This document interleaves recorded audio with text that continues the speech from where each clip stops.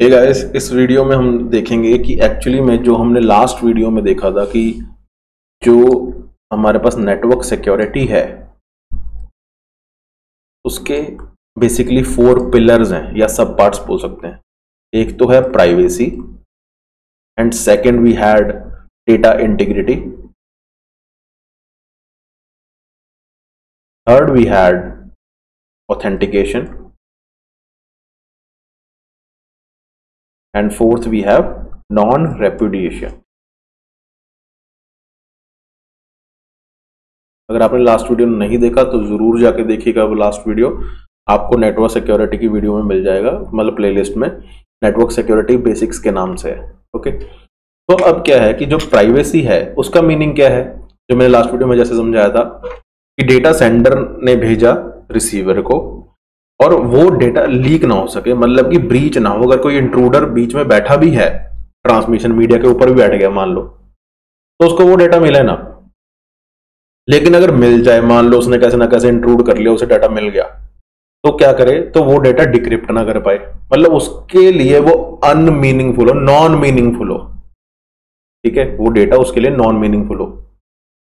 तो अगर उसे उस डेटा को नॉन मीनिंगफुल बनाना है कि सेंडर और रिसीवर के अलावा वो डेटा किसी के लिए भी मीनिंगफुल ना हो, तो आपको क्या करना पड़ेगा? तो आपको क्या करना पड़ेगा, यहां पे प्राइवेसी को मेंटेन करने के लिए, इसी प्रोसेस को प्राइवेसी कहते हैं, और प्राइवेसी को मेंटेन करने के लिए आपको क्या करना पड़ेगा?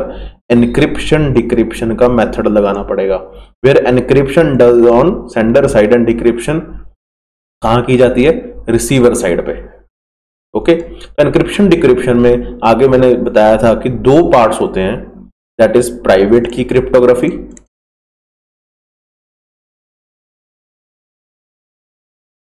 एंड पब्लिक की क्रिप्टोग्राफी।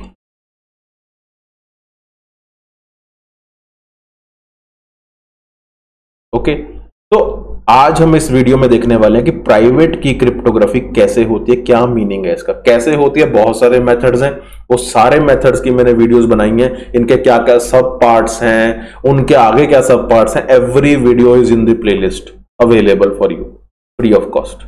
ओके, तो नाउ प्राइवेट की क्रिप्टोग्राफी का भी देखा है हमने, पहले सारे सब पार्ट्स तो देख रखे हैं, लेकिन इसमें मीनिंग क्या है एक्चुअली में, इसका ब्रॉड आउटलाइन क्या है वो मैं समझाऊंगा।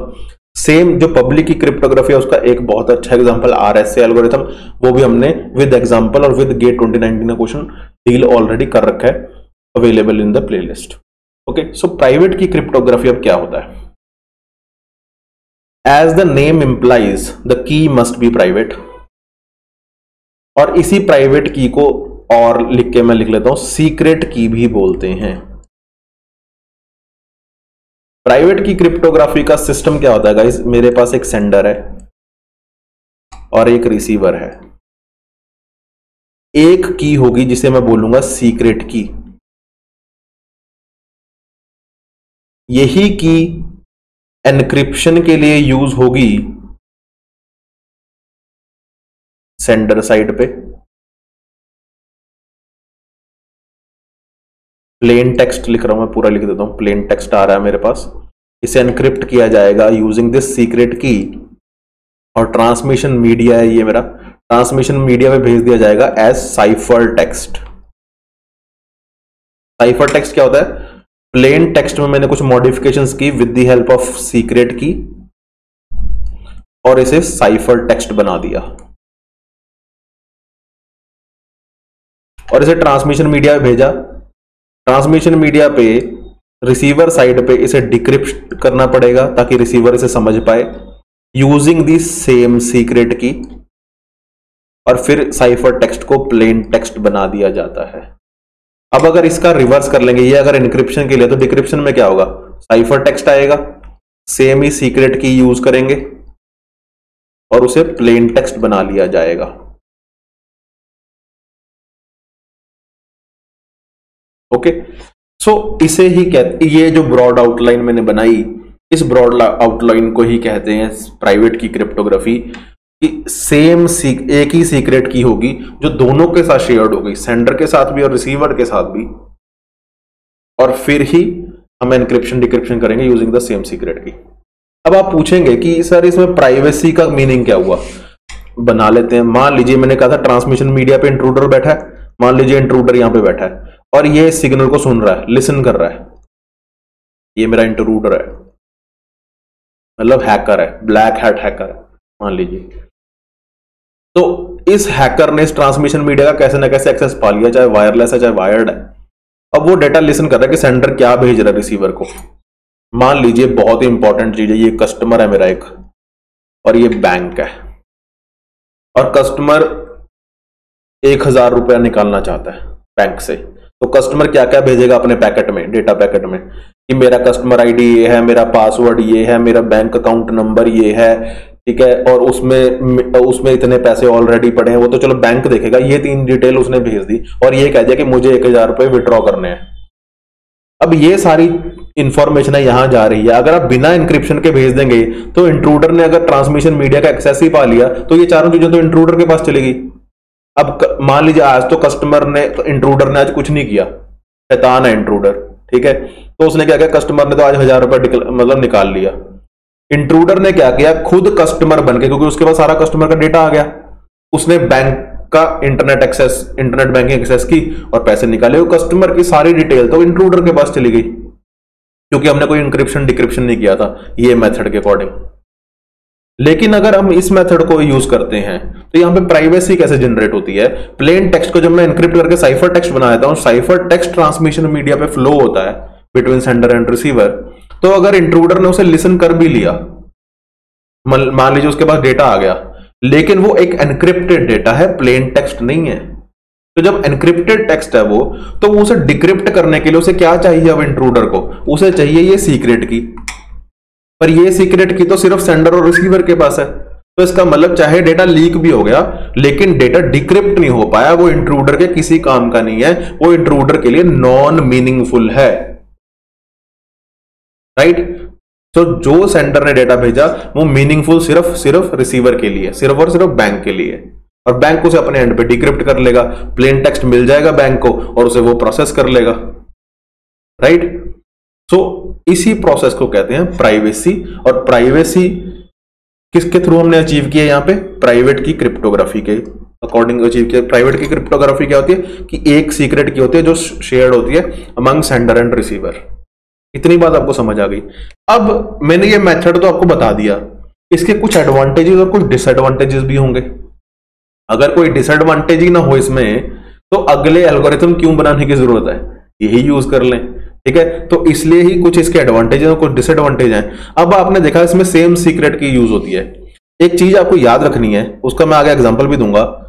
जो सीक्रेट की है ना गाइज, वो एक स्मॉल सीक्रेट की होती है।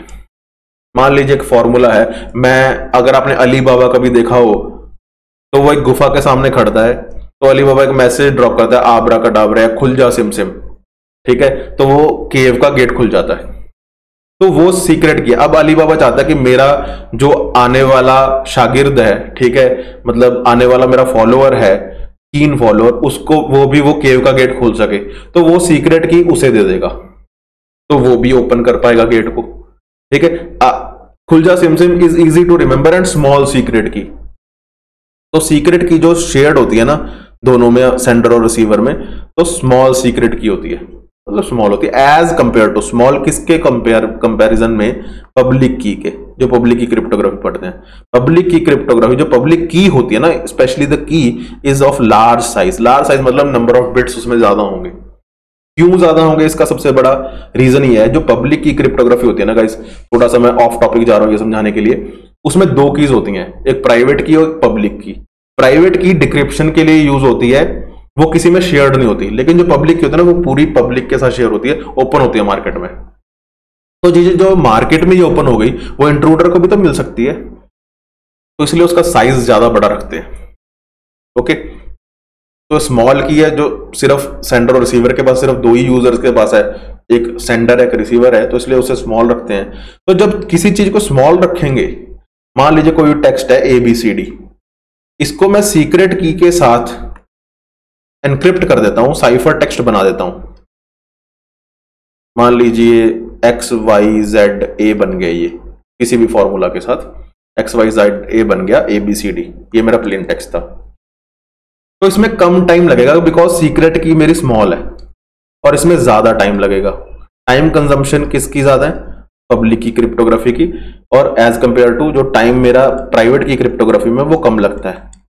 साइज स्मॉल है, टाइम कम लगता है। लेकिन अगर प्रोसेस सिंपल है, सेम सीक्रेट की है, शेयर की है, अगर इंट्रूडर ने किसी भी तरीके से, चाहे वो सोशल इंजीनियरिंग करता है, चाहे डीडॉस अटैक करता है, व्हाटसोएवर द केस है, चाहे वो लॉग्स को एक्सेस कर लेता है, जो भी केस है, अगर उसे सीक्रेट की पता चल गई बिटवीन सेंडर और रिसीवर, एक ही तो चीज थी एनक्रिप्ट डिक्रिप्ट करने के लिए, वो सीक्रेट की थी, अगर उसका एक्सेस इंट्रूडर को मिल गया उस सीक्रेट की का किसी भी तरीके से, स्नूपिंग कर रहा है, व्हाटसोएवर द केसेस, तो डेटा वो अपने एंड पे डिक्रिप्ट कर पाएगा, प्राइवेसी हैम्पर हो जाएगी। इसका मतलब आपका ये जो ये कोड है वो ब्रेक हो गया। तो इसका मतलब it's easy to crack private key cryptography system if secret key is lost.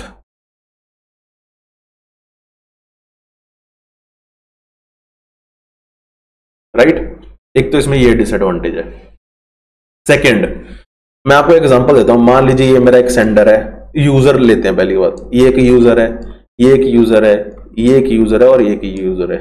ये 4 यूजर्स हैं, इन्होंने अपने आप में कम्युनिकेट करना है। मान लीजिए 4 बैंक्स हैं या एक ही बैंक है, मान लीजिए एसबीआई है, और एसबीआई के ये यूनिट्स हैं, मतलब रीजनल ऑफिसेज हैं।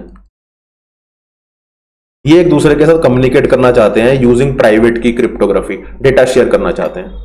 तो कितनी कीज की जरूरत होगी? मैंने कहा एक की शेयर होती है दोनों में, तो इन दोनों के लिए एक की चाहिए, यहां पे लिख लेता हूं, इन दोनों के लिए एक की चाहिए, इन दोनों के लिए एक की चाहिए, इन दोनों के लिए एक की चाहिए, फिर इधर एक की चाहिए, फिर इधर भी एक की चाहिए। राइट, तो अब देखिए अगर मेरे पास ये 4 हैं तो कितने एजेस हैं? 1 2 3 4 5 6 एजेस है ना मेरे पास। तो करके देख लें, फॉर्मूला क्या बनता है? फॉर्मूला बनता है n इंटू n माइनस 1/2। तो 4 मेरे वर्टिसेस हैं, 4 माइनस 1/2, यहां पे 2 आ जाएगा, 2 into 3, 4 minus 1 is 3 equal to 6। तो 6 की चाहिए। 4 बंदों को, 4 होस्ट को कम्युनिकेशन करने के लिए 6 कीज की जरूरत पड़ेगी। अगर ऐसे मिलियन यूजर्स हैं तो कितनी जरूरत पड़ेगी? तो 500 बिलियन अराउंड के करीब कीज की जरूरत है। तो इसका मतलब नंबर ऑफ कीज है जो प्राइवेट की क्रिप्टोग्राफी अगर मेथड यूज करते हैं तो number of keys must be very high, क्योंकि एक सेंडर का दूसरे रिसीवर के साथ सिर्फ की शेयर्ड है। ऐसे नहीं है कि अगर 1 ने 2 के साथ कम्युनिकेट करना है और 1 ने 3 के साथ भी कम्युनिकेट करना है, तो there must be separate keys. Same key के साथ नहीं चलेगा काम। मतलब 1 2 से भी उसी की से कम्युनिकेट कर रहा है, 1 3 से भी उसी की से कम्युनिकेट कर रहा है, नो। 1 अगर 2 से कम्युनिकेट कर रहा है तो अलग प्राइवेट की चाहिए, 1 अगर 3 से कम्युनिकेट कर रहा है तो अलग प्राइवेट की चाहिए। क्यों? क्योंकि अगर 1 3 से कम्युनिकेट करने के लिए और 2 से कम्युनिकेट के लिए सेम प्राइवेट की यूज करेगा तो 2 और 3 भी सेम ही प्राइवेट की यूज कर लेंगे। तो अगर एक की है जो वो बैंक मतलब इंट्रूडर को मिल गई तो वो सारे के सारे रीजनल ऑफिसेस को ही हैक कर लेगा।